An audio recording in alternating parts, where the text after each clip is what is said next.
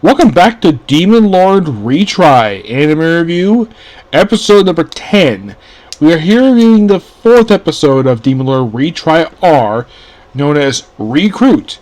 And this episode, from what I can tell, that's more book 3, but also that's from the Demon Lord Retry R manga. Chapters 1, 3, and 5. There's a little bit of basically Kunai when he was basically in his before he was transported here with his half digits at his face, talk about the Infinite Kingdom, but that's the only flash we get here. The episode opens up with Luna, Momo, and Cone just sitting in a hot spring with all the other ladies. Basically, like was I taking a Demon Lord, but I was like, no, I brought him here, and of course, basically, like, she's being a bit arrogant about it. She's bringing it to the end of the episode. Then we cut to, get this, the Pope of the Kingdom of Right. Yes, that is literally that's what the kingdom represents. And he goes to visit this other country known as the Kingdom of Zenobia, I think it's called. Excuse me, the Queendom of Zenobia. And they explain how the heck that the current ruler got the way she is.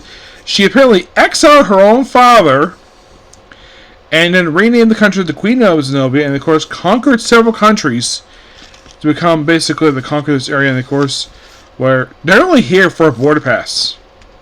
That's it. That's the only reason we're here. And of course, supposed to be very arrogant about it. He's also apparently a pervert. Yes, he is lusting after her due to looking at her legs. Her sexy legs. And of course, they have a little day of looking at their people. And then he passes on his information to her aide in the episode. By the way, the queen's name is Beatrice Constance Castilia I. Her maid is Komagang. And we have this. So apparently we have in our little slave trade, we have this demi-human, like half Vulcan, half human, and she's basically in this convoy. She of course she talks to people. Apparently her tough guy persona is she's very much a coward. She's basically like a shut-in niche. She'd rather be in her room hiding on her bed than actually do her job. Which apparently the true ruler of the country is actually her aide. And then this information gets passed to this mysterious woman, who then she's on this one. She arrives to Rive Village, where she runs into Aku and Tron. By the way, Tron is basically voiced by Sarah Weinhoff, and Aku, of course, by Natalie Hover. This is a very brief appearance by these two in this episode. Yes, Aku, one of the lead characters of the series, and she's featured in this episode very briefly. And of course, later on, this woman meets up with, Takashi, who gives him basically the info, and then Ongon basically, verifies the info, and Luna basically just overhears it and just goes out basically, and Madame Butterfly gives her carriage so she can go across the border, because she can't exactly go with her own carriage because it wouldn't look right for her to cross the border. So, by the way, she's here too. She's here for a couple of brief scenes. She doesn't do very much. And then, of course, Luna goes off to go rescue her friend. And we see her friend a couple times in the episode. First time we see her, she's getting whipped because she dared to fall over. But what about our main character, Kunai? Well, he stares across the gun he got last episode.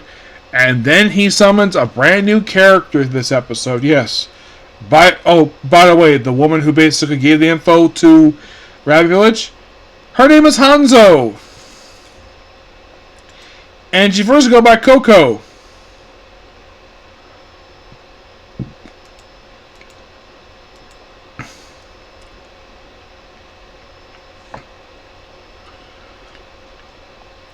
And I believe she's also from book 3 as well. So basically, he needs our assistance. So he then summons Akane Fujigasuki, who is dressed like a schoolgirl. Now, for some reason, definitely she's from book 3. Now, for some reason, I'm not sure why. So originally he wanted to summon Ren Mara Joy, they don't mention this episode. He wanted to summon her, but he decided not to summon her. By the way, she's actually on the cover of Volume 7 of the light novel series. Yep. Now, how do I know this? Because I've read that light novel. And I'm currently reading Book 8 right now of the series. And when I finish that, I'll be pretty much updating to when they release next volume here. So, then she's informed, like, oh, we're in a fantasy world. We have the poor people. There's this bird who apparently is witnessed by some other person. Interesting. And that's kind of the episode in a nutshell. But from what I can tell, for next episode, it seems that we're going to basically finally continue the story with Eagle, which is a story they set up in the previous season of the show, and now we're finally continuing it. And I'm glad the fact this episode practically had this woman's present-day debut. Yes. Now, how much further into Book 3? I don't know. I mean, we're only four episodes in right now. Now, here's a question I do not have an answer for. Like,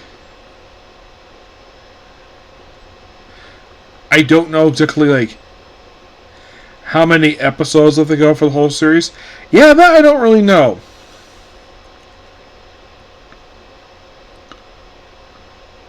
I do know how many is left to be dubbed, which I think it's like 2. Yep, it's just 2 left. Because they just released episode 6. Yep. But yeah, that's pretty much it, particular review. Please be sure to like, comment, subscribe, turn notifications, and do not hit the dislike button. Well, next up is basically going to be Comic Corner, and then it's on to Is There On to Go Sunshine. I'm going to work on that tonight before I go to bed. Okay, thanks you. Bye.